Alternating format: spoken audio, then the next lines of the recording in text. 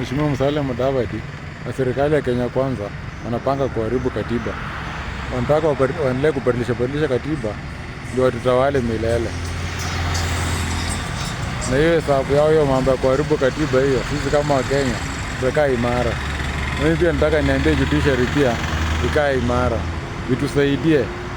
Na wale mawakili wenye watapangwa kutengeneza katiba mpya, tafadhali wale mawakili mtengeneza katiba mbaya ndio itupiliwe mbali ikifika Supreme Court ama ikifika mahakamani.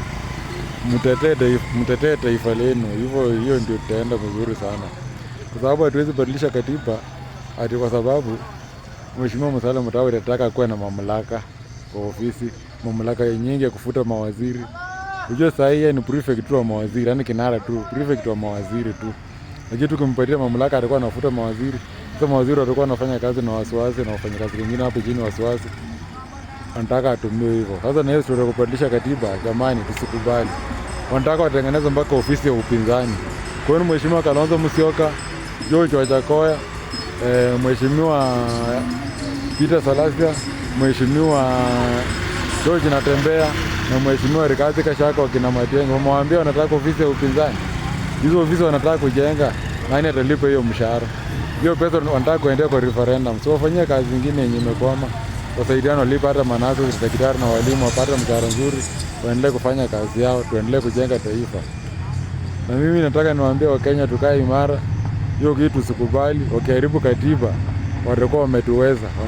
Wanataka kuzima nguvu nyingi hata za mwananchi wa kawaida hapa chini.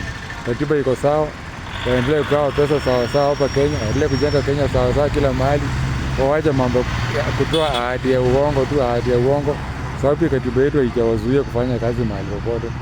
Juzi walisema wanataka watengeneza account nyingine tofauti yenye watakuwa wanaweka pesa sijui ya kutengeneza Kenya ikuwe Singapore. Sasa Kenya itakuwa aje Singapore?